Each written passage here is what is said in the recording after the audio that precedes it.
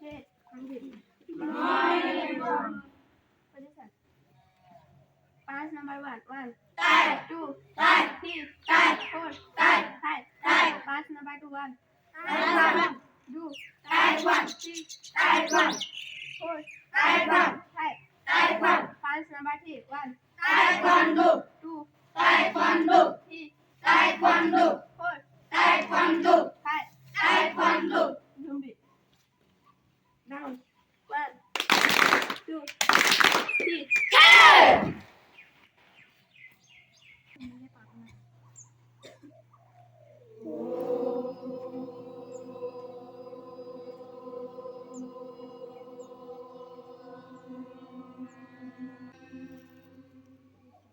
হে প্ৰভু আমাক অসত্যৰ পৰা সত্যলৈ লৈ যোৱা হে প্ৰভু আমাক অসত্যৰ পৰা সত্যলৈ লৈ যোৱা অন্ধকাৰৰ পৰা পোহৰলৈ লৈ যোৱা অন্ধকাৰৰ পৰা পোহৰলৈ লৈ যোৱা মৃত্যুৰ পৰা অমৃতলৈ লৈ যোৱা মৃত্যুৰ পৰা অমৃতলৈ লৈ যোৱা আমাৰ সকলো অপৰাধ মাৰ্জনা কৰা আমাৰ সকলো অপৰাধ মাৰ্জনা কৰা এয়ে আমাৰ প্ৰাৰ্থনা এয়ে আমাৰ প্ৰাৰ্থনা ৰমায়া কৰি জীৱ জগত ৰাম ৰাম ৰাম ৰাম ৰাম মায়া জানে আচল উমতি নাট জগাই বহু আশা কৰি নৱকোপে জীৱ আছে পৰি কালৰ বেদংগী ভৰাই চেতনতাৰ বৃক্ষৰূপত বৈজ্ঞানিক কৃপাৰে নিচিয়া প্ৰতিনিত দয়াময় কৃষ্ণ কৰিও মোক উদ্ধাৰ সৰুবৰ জ্ঞানে ধৰি আছে গজেন্দ্ৰ পিয়াক পায়া পাছে আকাশে গৰুণ্ড চন্দেশ চক্ৰধৰি হৰি দেখিলো বনৰ পদ্মধৰি ফুলে সেৱাই নাদ কৰি নমো ভগৱন্ত গুৰু উদাৰ্থ কৰি ৰাম নমো ভগৱন্ত গুৰু উদাৰ্থ কৰি ওম সতমা সদ্গময় তমস্তমা জ্যোতিৰ্গময় মৃত্যুগমা অমৃতং গময় মৃত্যুমা অমৃতম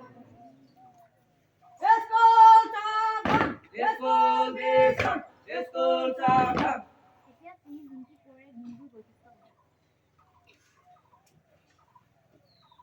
নমস্কাৰ 2023 চনৰ ফেব্ৰুৱাৰী মাহৰ 18 তাৰিখ অসমীয়া লেখেৰ 1429 ভাস্কৰাব্দৰ ফাগুন মাহৰ 5 তাৰিখ আজি শনিবাৰ আজি বৰ্ণগ আজি শব্দ গম্ভীৰ ফকৰা যোজনা গাখীৰতে মূৰৰ খুটি সান্দহতে হাথৰ গৰু নহয় ঘাঁহ খাই পখী নহয় উৰি যায় উত্তৰ ফৰিং উল্লেখযোগ্য ঘটনাৱলী 1947 চনৰ আজিৰ তাৰিখতে অসমীয়া অভিনেতা বিজু ফুকনৰ জন্ম হৈছিল আজিৰ তাৰিখতে ইটালীৰ চিত্ৰকৰ মাইকেল এঞ্জেলৰ মৃত্যু হৈছিল আজি দিনটো তাৎপৰ্য ইমানেই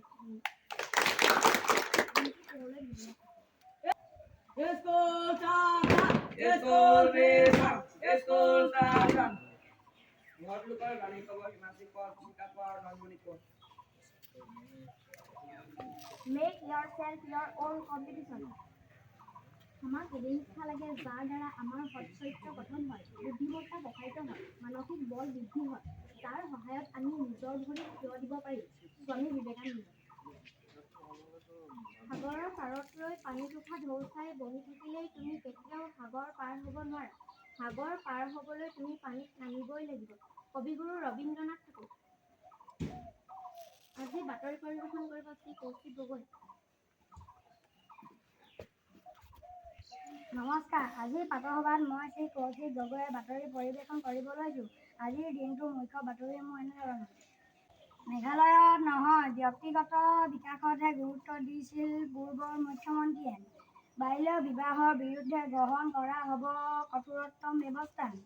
আৰক্ষীৰ জিম্মাৰ পৰাই পলাল শ্বাহ আলম। বিধ্বংসী অগ্নিকাণ্ডত জ্বলি ছাৰখাৰ যোৰহাটবাসীৰ আৱেগৰ চক বজাৰ।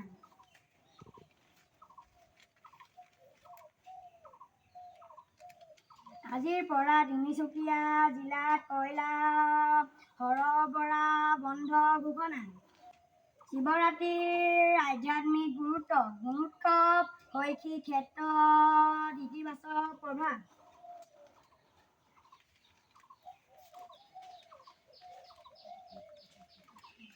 খেলৰ বাতৰিসমূহ এনেধৰণৰ।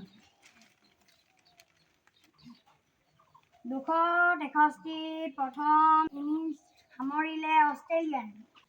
আজিৰ দিনটোৰ মুখ্য বাতৰিসমূহ ইমানেই। সকলোৰে বাবে আজিৰ দিনটো সুখৰ হওক, মধুৰ হওক, তাৰ কামনাৰে মই বাতৰি পৰিৱেশনৰ পৰা বিদায় মাৰিছোঁ।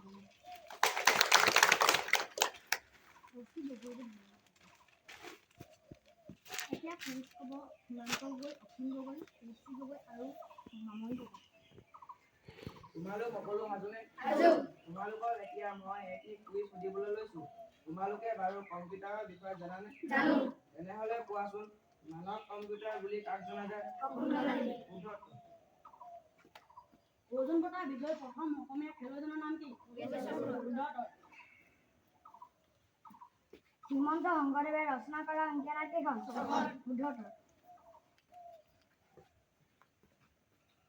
অসমৰ বৰ্তমান শিক্ষামন্ত্ৰীজনৰ নাম কি? শুদ্ধ। সীমান্ত গগৈ, অসীম গগৈ, কৌশিক গগৈ আৰু মমি গগৈলৈ ধন্যবাদ থাকিল। এতিয়া সাঁথৰ হ'ব কৰবী কোঁৱৰ আৰু মানৱজ্যোতি বৰা।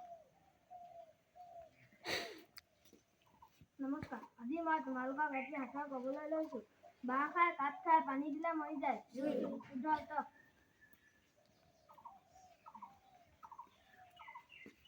এতিয়া মই তোমালোকক এটা সাঁথৰ ক'ম। বৰপুখুৰীত বগলী চাই, পানী শুকালে বগলী মৰে। কৰবী কোঁৱৰ আৰু মানৱজ্যোতি বৰালৈ ধন্যবাদ থাকিল। এতিয়া বুকুধি ক'ব জুতিমুখা লিগিৰী। নমস্কাৰ, বাৰে বাৰে কৰা চেষ্টা আৰু অধ্যৱসায়ৰ ফলত মানুহে যে অখাদ্য সাধন কৰিব পাৰে, তাৰ জ্বলন্ত উদাহৰণ হিচাপে মই এটা বাস্তৱ কাহিনী তোমালোকৰ আগত ক'বলৈ লৈছো। বুদ্ধদেৱ নামৰ এজন বৰ কমবুদ্ধি ল'ৰা আছিল। তেওঁ পঢ়া-শুনাতো বহুত দুৰ্বল আছিল। সেয়েহে তেওঁক তেওঁৰ লগৰীয়াসকলে বহুতো ইতিকিং কৰিছিল।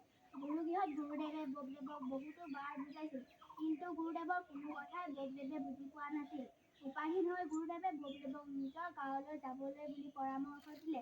গুৰুদেৱে বকদেৱক বুজাই দিছিল যে পৰিশ্ৰম নকৰিলে কোনো মানুহে উন্নতি কৰিব নোৱাৰে। বকদেৱে গুৰুদেৱৰ কথা মানি বৰ বেজাৰ মনেৰে গাঁৱলৈ যাবলৈ বুলি খোজ ল'লে। সময় আছিল দুপৰীয়া। বকদেৱৰ যাওঁতে যাওঁতে পানী পিয়াহ লাগিল। পানী খাবলৈ বুলি কুঁৱা এটাৰ ওচৰলৈ গ'ল। কুঁৱাটোৰ পাৰত বহুতো মহিলাই কলহত পানী ভৰাই আছিল। কুঁৱাটোৰ পাৰৰে শিলচটাত বহুতো গাঁতৰ সৃষ্টি হৈছে। তেতিয়া বকদেৱে মহিলা কেইগৰাকীক সুধিলে, এই গাঁতবোৰ কেনেকৈ সৃষ্টি হৈছে?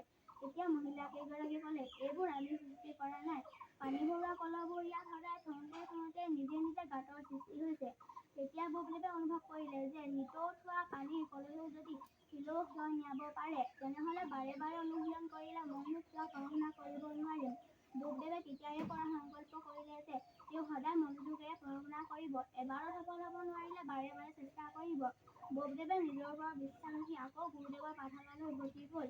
বকদেৱক আকৌ শিষ্য হিচাপে পাই গুৰুদেৱ বহুত আনন্দিত হ'ল। তেতিয়াৰে পৰা বকদেৱে মনোযোগেৰে পঢ়া-শুনা কৰিলে আৰু সংস্কৃত বিষয়ত এজন প্ৰসিদ্ধ বিদ্বান লোক হিচাপে খ্যাতি লাভ কৰিলে। ধন্যবাদ। এতিয়া হিমাশ্ৰী কোঁৱৰে এটা গীতৰ কলিৰে ৰূপকোঁৱৰ জ্যোতিপ্ৰসাদ আগৰৱালাদেৱৰ ওপৰত দুআষাৰ ক'ব।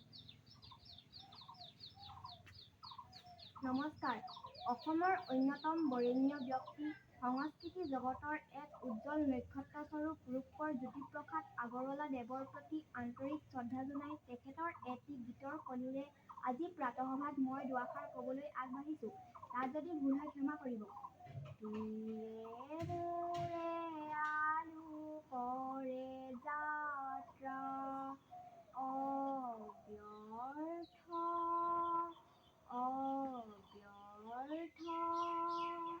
আমি পালো জীৱনৰ অৰ্থ বিনব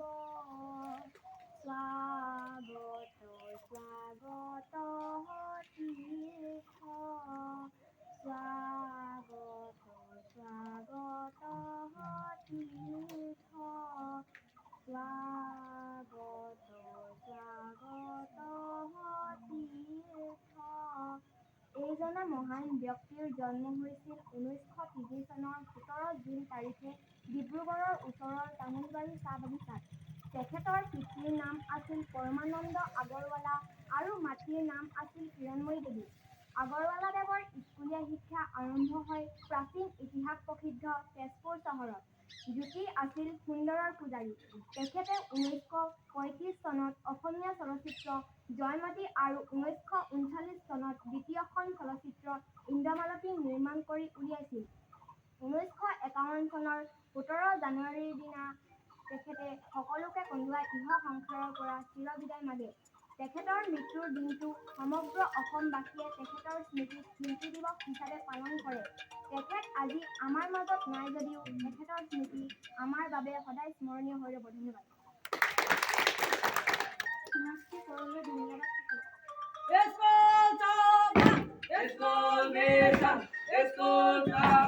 সকলোৱে সংকল্প ল'বলৈ আগবঢ়োৱা। এইখন আমাৰ বিদ্যালয়। বিদ্যালয়খন আমাৰ আপোন।